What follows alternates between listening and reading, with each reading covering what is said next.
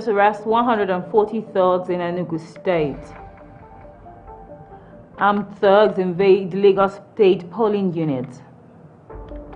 And on the foreign scene, ICC judges issue arrest warrants over Putin for war crimes. Hello, this is News Live on Viewer Television. I am Ekioma Eneji.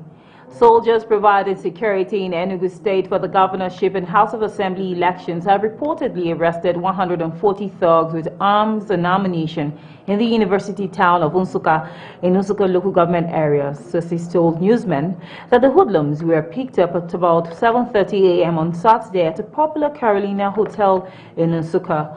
Also, 3 hoodlums were arrested at the Independent National Electoral Commission office in Nsukka.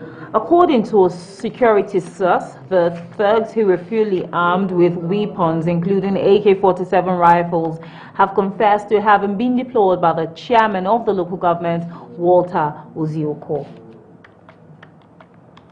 And in Lagos State, as the governorship and State House of Assembly elections commenced nationwide, armed thugs invaded polling unit 003 in Bestford Ganiyu Yusuf Street, Okeafa Ejigbo in Lagos State. The thugs, who brandished the All Progressives Congress identity tag, stormed the polling unit and attempted to cart away election materials and ballot boxes. In the process, got damaged. Several thumb-printed papers as well. The rampaging thugs also destroyed chairs and tables used by officials of the Independent National Electoral Commission and attempted to seize the beavers machine. Though there were resistance from some of the residents and some of the thugs were overpowered, the timely arrival of the Nigerian army to the scene helped to save the day. Still on the governorship elections, Governor Babajide Sanwo-Olu of Lagos State has cast his vote in the ongoing governorship election. Sanwo-Olu cast his vote alongside his wife on Lagos Island on Saturday. The incumbent governor of Lagos State, Babajide Sanwo-Olu, expressed optimism that the elections will be a reflection of democracy, saying the process was about peace, progress, and prosperity. Expressing satisfaction over the turnout of voters, Sanwo-Olu said the people of the state have the right to vote their choice freely.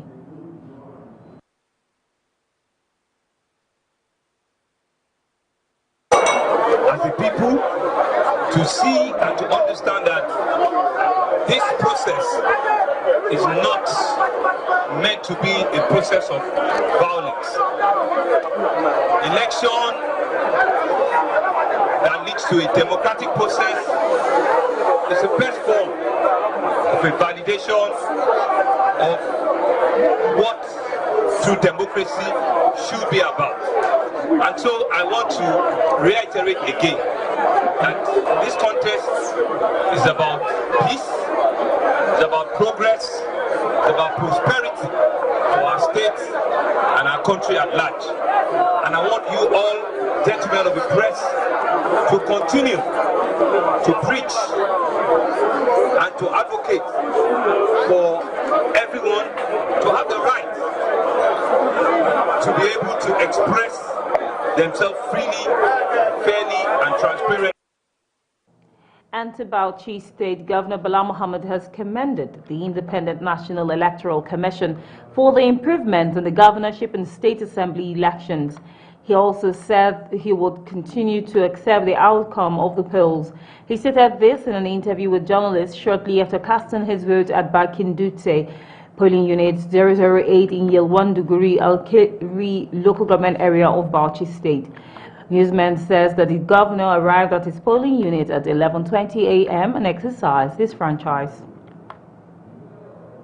And to Bayelsa State, some thugs have reportedly hijacked and destroyed voting materials meant for the House of Assembly election in wards 2, 3, and 4 in constituency 5 of the Ogbia local government area of Bayelsa State. Governor Doyediri has strongly condemned the act, according to his Chief Press Secretary Daniel Alabra. The governor urged the Inspector General of Police and Commissioner of Police for Bayelsa State to restore peace in the area. Away from politics, fire has gutted the Gamburu market around the custom area in Maiduguri in Borno State. The Gamburu market is the biggest perishable goods market in Maiduguri. Although the remote cause of the fire is still sketchy as of press time, newsmen gathered that goods worth millions may have been destroyed in the incident. This followed another fire outbreak early morning at the Biu market in southern Borno. We'll take a quick break now. When News Live returns, a member of the All Progressives Congress has been shot dead in Cross River State. Details of this and more comes to you shortly after the break. Just stay tuned.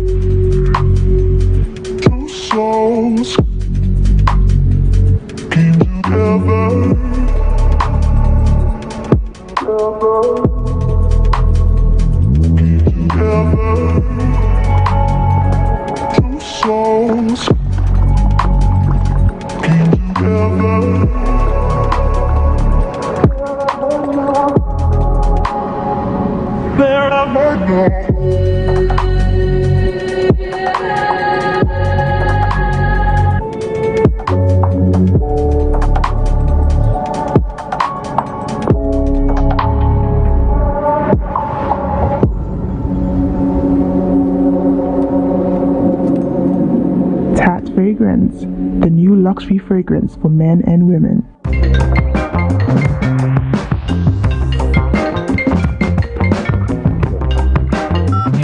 Good morning, gentlemen. How are you? I'm at the Envoy Hotel, Diplomatic Drive 305, here for a business weekend. It's been an amazing stay. Conference hall and business facilities here are stylish and innovative. The Envoy Hotel is luxury, esoteric, opulent, for ultimate comfort.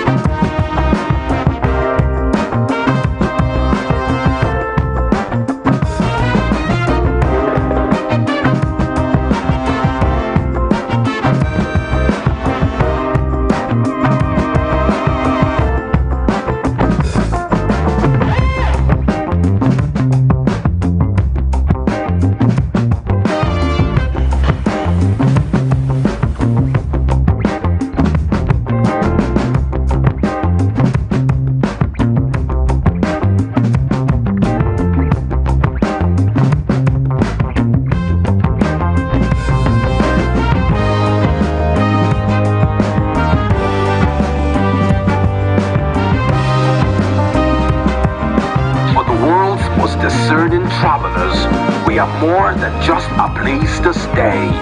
We are an icon of comfort, style, and thoughtful luxury. We are Envoy Hotel.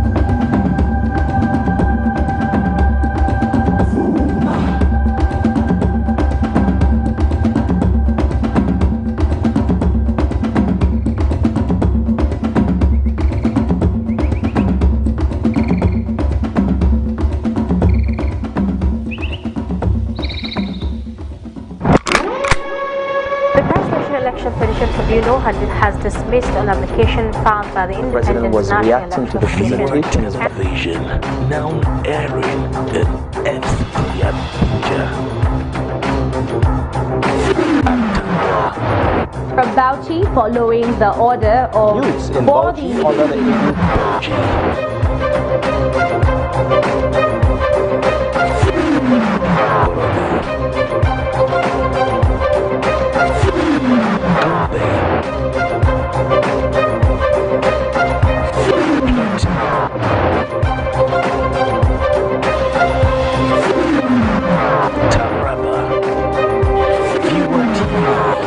News from a vantage point.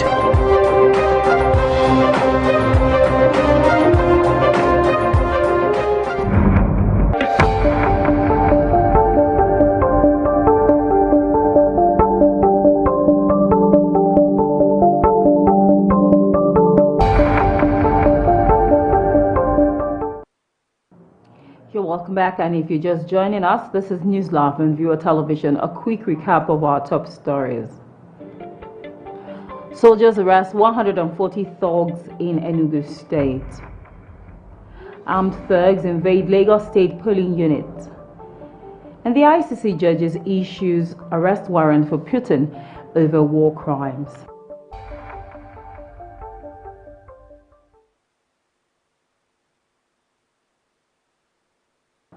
A member of the All Progressives Congress has been shot dead in Cross River State.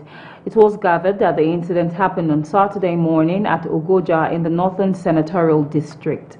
The victim, who was simply identified as Joe, was allegedly shot by a soldier for creating a rowdy scene in a polling center.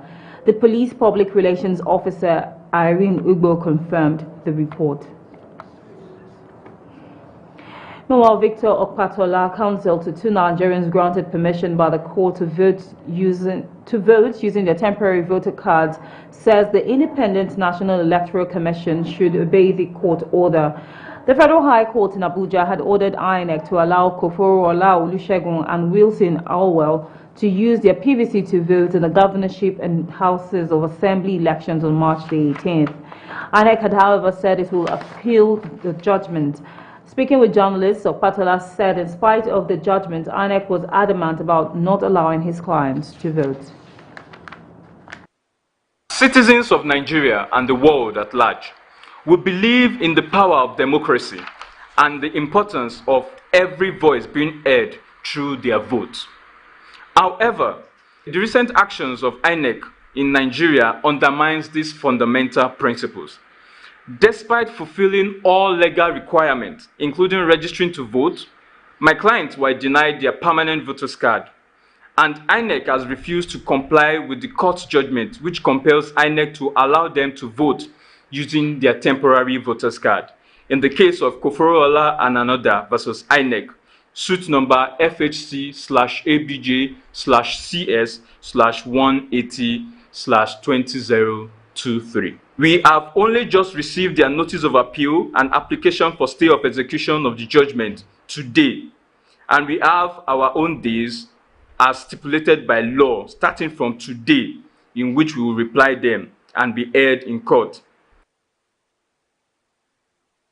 Okpatola said INEC had filed an appeal court against the court's judgment to mislead the public that the judgment was no longer applicable.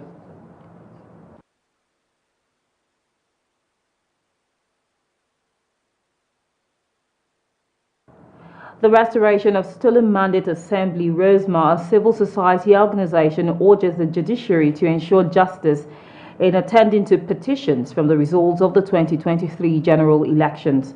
The group In Gombe State, voters elect candidates to represent them in 24 House of Assembly briefing to express his displeasure of Nigerians over the February 25th election results. Gambo called on the IG of Police and chairman of the Nigerian anti-corruption agencies to carry out immediate and holistic investigation into the conduct of the 2023 election. Represent them in 24 House of Assembly districts and 1 governorship district. A state with a population of nearly 4 million people and over 1.5 million registered voters across 114 wards, 11 local governments, and 2,988 polling places has earned a reputation of electing leaders who are pro-development. Out of the 14 candidates running for governor, the incumbent Inwai Haya of the All Progressives Congress APC, Jibrin Barde of the opposition People's Democratic Party PDP, and Kami Sumayalantariki of the New Nigeria People's Party seem to be the front runners. The incumbent Inwai Haya comments the electoral process. At least not here. I have not seen any problem, and I've observed that ANEC has improved even up with the last general election. I mean the presidential election. So going forward, I would expect that they would improve more. Candidates for the opposition PDP and NNPP, however, claim instances of vote buying. So far, we can see it is free and fair. Well, I have explained to you that there is massive vote buying. There is influence of voters, which is illegal. It's against the Electoral Act, and therefore we are watching it very closely and will take appropriate action in that direction. A lot of calls from different parts of the state that the election is holding peacefully, but they are seeing a lot of people going around, buying votes. While sounding confident that their individual parties will emerge victorious, all three major candidates agree on putting Gombe State first. I thank the people of Gombe State, and I hope they continue to maintain the peace. Against whatever, there will be winners and there will be losers, but Gombe State goes on. So I pray that people will observe the elections in accordance with the guidelines and regulations as set out by for their conscience. They have really suffered for 3 years, 10 months now, and that vote buying of 200 naira, 500 naira today will not take them for the next 4 years. So they know that for sure. So they should collect the money, buy food with it today, and then vote for PDP so that we can bring about development in our state. To continue, practicing the politics without bitterness. We are all brothers. There is Gombe before any one of us, and there is going to be Gombe even after us. And there is life after election. PDP, APC, NNPP are not better than the state. So we have to unite as one family. As collation gets underway, the process so far seems well coordinated and peaceful. Christopher Luka, Viewer Television News, Gombe. The immediate past Ekiti Deputy Governor B.C. Egbeyemi has died at age 78. Egbeyemi was a deputy governor to Governor Kayode Fayemi. He served between 2018 and 2022. The former deputy governor died around 8 p.m. on Friday after a brief illness. He died at a private hospital in Ado-Ekiti. The Apple Hills Landlords Residents Association has appealed to the FCT Minister Malam Mohammed Bello to shelve the planned demolition of illegal estate in Apo Tapi and Lugbe. The association's Secretary General Miracle Uduma made the appeal while briefing newsmen during a peaceful protest by members of the association at the Crown Prince Estate office in Asokoro in Abuja. Newsmen reports that FCT administration on March the 10th lamented the proliferation of illegal housing estates and all the developments along the Idu train station, Apotapi and Lugbe areas of Amak. Because we've been lied to, we've been treated poorly, and right now our lives are in danger. Because up until Friday, we didn't know the truth about what has been going on in our homes. Up until Friday, we have been totally uninformed about the dealings of most of these people who claim to be developers but turn out to be land grabbers. And it's a very big issue. We got to know about this abnormality on Friday when the Director of Development Control, TPL Mukta Galadima, came on TV and said that they were going to come and demolish houses in Apotafi, which is where we reside. And it's a very big issue because up until that interview, we never knew or had any idea that those lands had no title. All the developers, all the estate owners had been playing us all along, giving us falsified documents. Also, Lami Ayuba, the chairman, FCT chapter of National Institute of Town Planners, advised those who wanted to acquire property in the FCT and anywhere in the country to ask for the allocation letter, land use approval, building plan, approval and site plan.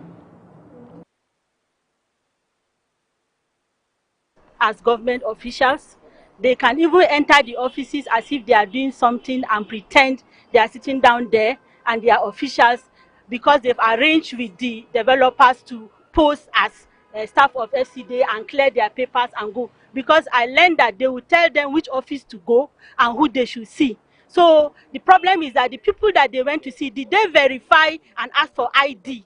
Whether they are actually staff of the establishment or not, whether they are the legitimate officers or not. See, the problem is that these people are acted in faith. And that's the typical problem that is happening in this city.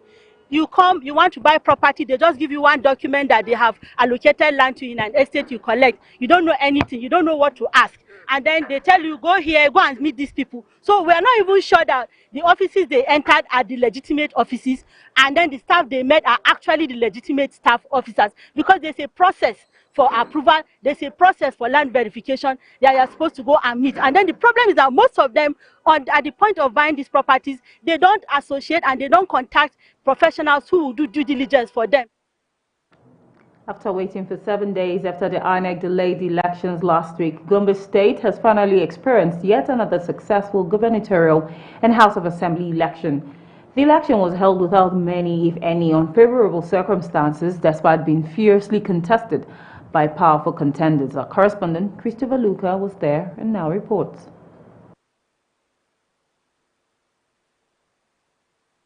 Provide or allow access to the materials requested by such petitioners.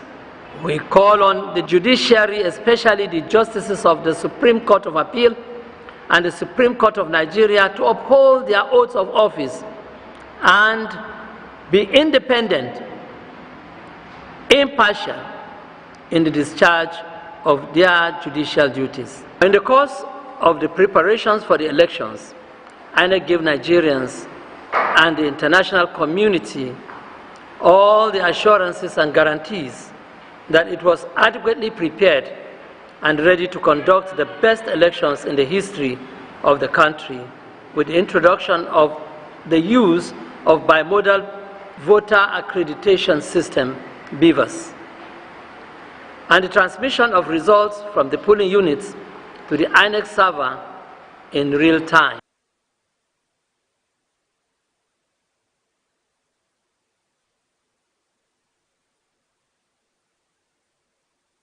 You're watching News Live on View Television. We'll now bring you business international news. Shortly after the break, stay tuned.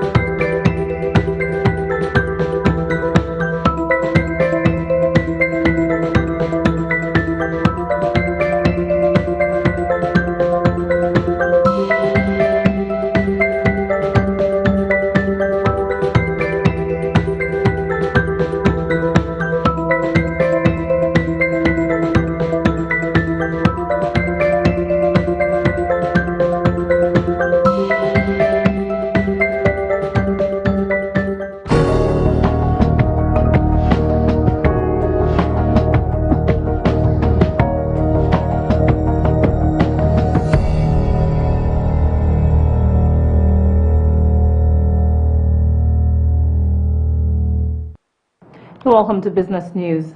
The National Association of Charcoal Producers, Dealers, Exporters and Afforestation of Nigeria and stakeholders have stressed the need for aggressive afforestation and reforestation in sustaining charcoal subsector. They made the call at a stakeholders consultative meeting with government agencies organized by the organization in Lagos. The event had the theme Sustainable Afforestation and Reforestation for Nigeria's Posterity. The National President, National Association of Charcoal Producers, Dealers, Exporters and Afforestation of Nigeria, Babatunde Edu, said the event was designed to reposition the charcoal subsector as one of the drivers of the economy.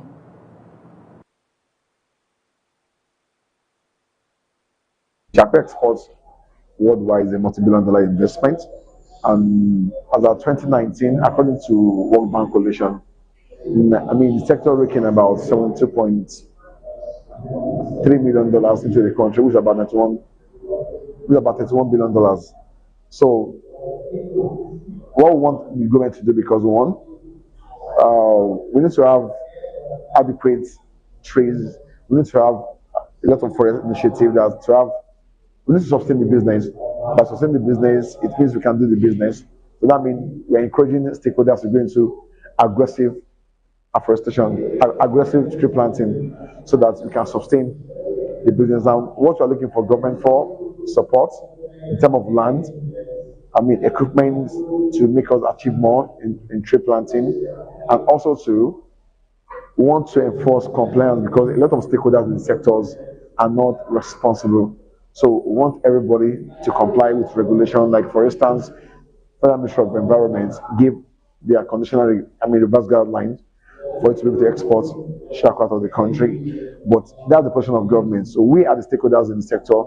We felt there needs to have afforestation.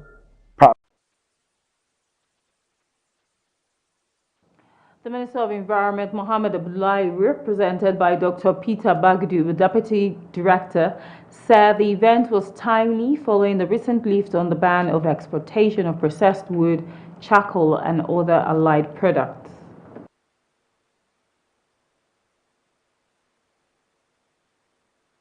This program is particularly important for the success of charcoal export business.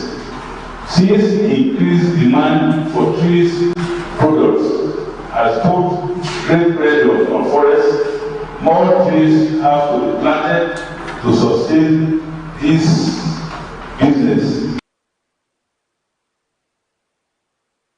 Jude Amunweze, Assistant Director, Commodities and Export Department, Federal Ministry of Industry, Trade and Investment, pledged continued support, adding that the ministry was committed to providing an enabling environment for the charcoal subsector to thrive. Meanwhile, the federal government has reiterated its commitment to prioritize, promote and develop micro, small and medium enterprises, particularly women-owned ones in the country. The Minister of State for Industry, Trade and Investment, Mariam Katagum, said this at the 2023 International Women's Day celebration organized by the Nigerian Association of Small and Medium Enterprises. Newsmen report that the event has the theme Digital Innovation and Technology for Gender Equality. While reiterating the importance of Internet, Katagum underscored the need for more investment geared towards increasing women and girls' digital literacy and familiarity with technology. Nigeria to prioritize, promote and develop MSMEs, particularly women-owned businesses. I'm optimistic that the crop of discussants and participants at this event would come up with a set of recommendations that would facilitate the deepening of innovative services to the benefit of women-owned enterprises and to the benefit of the nation. Dr. Abdurrashid Yerima, the President and Chairman of the Governing Council, restated the association's commitment to leverage technology to advance the cause of women in business. At NASME, we believe that gender equality is an essential component of sustainable development. We are committed to promoting rights and opportunities of women in business world. Our vision is to create an environment where women entrepreneurs can strive and contribute to the growth and development of our economy. Our mission is to support and advocate for small and medium enterprises and ensure that women entrepreneurs have access to the resources they need to succeed. We also aim to create opportunities for women to network, collaborate, mentoring, and learn from each other. As we celebrate International Women's Day, we recognize the important role that innovation, technology play in achieving gender equality.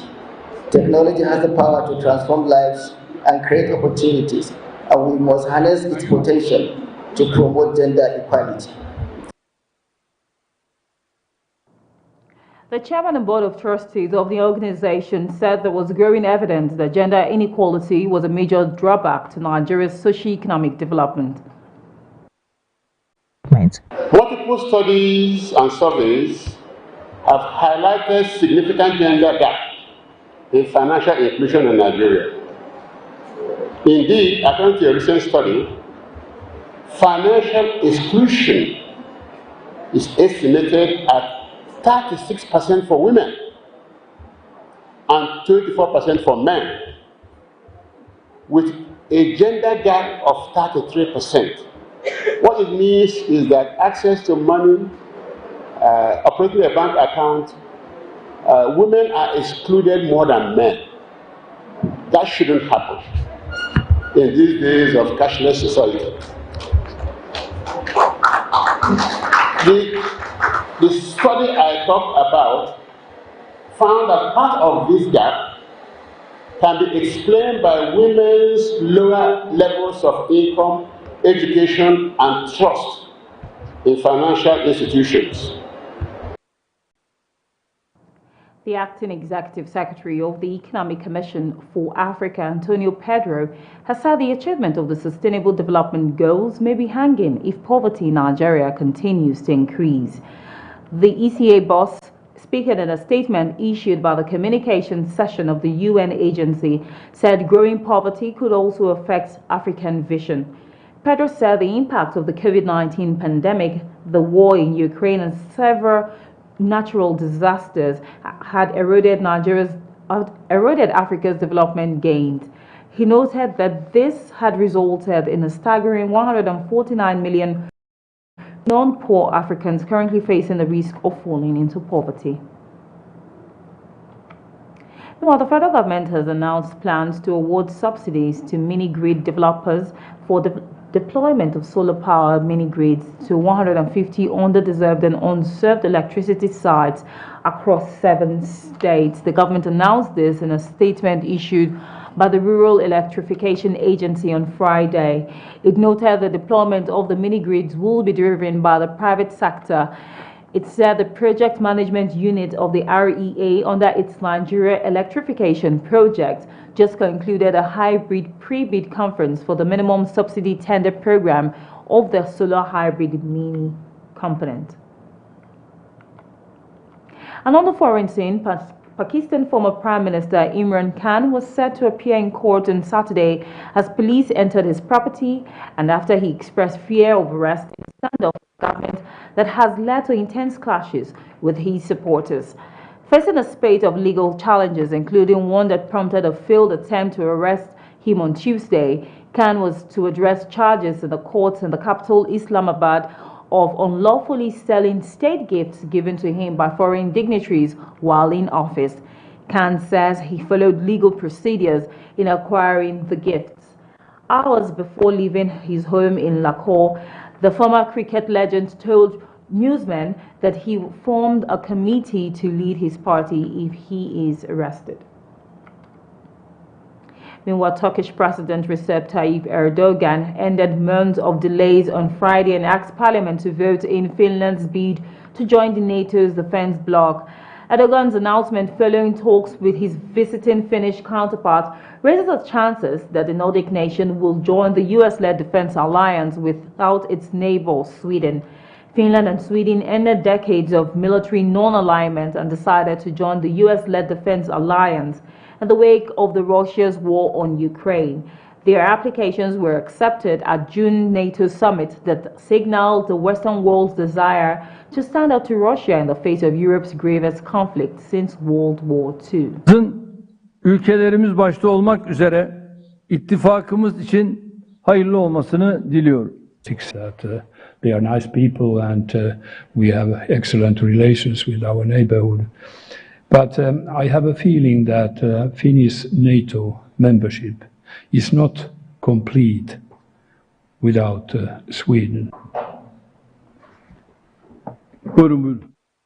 At least 310 people have been detained across France as the embattled government faces backlash for forcing through pension reforms that will see the country's retirement age raised by 2 years. Interior Minister Gerald Darmanin told French newsmen that most of the arrests made on Thursday night, 258 were in Paris. Although calm had returned to the capital streets by Friday morning, government ministers were on the defensive following Thursday's night impromptu protest. The French government on Thursday forced through controversial plans to raise the country's retirement age from 62 to 64, a move inflaming the country's weeks-long protest movement. And the International Criminal Court on Friday issued an arrest warrant for war crimes for President Vladimir Putin and had a second Russian official. The court says Putin bears individual criminal responsibility for the abduction and deportation of Ukrainian children since Russia's full-scale invasion began in February last year.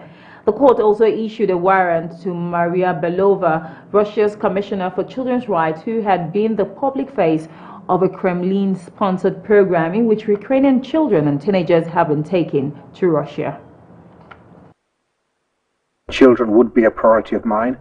The charges, the warrant that's been issued today show that the evidence we've presented focused on crimes against children and affecting children have met the standard for warrants to be issued. And I think it's normal. Children are the most vulnerable part of our society. They're the most vulnerable, they're the weakest and the most in need of the protection. And that's all on News Live, but before we go, a quick recap of our major headlines. We brought you news that soldiers had arrested 140 thugs in Enugu State. And we also informed you that armed thugs invaded Lagos State polling units. An ICC judge issues arrest warrant over Putin for war crimes. Many thanks for watching. I am Akioma Eneji. Bye for now.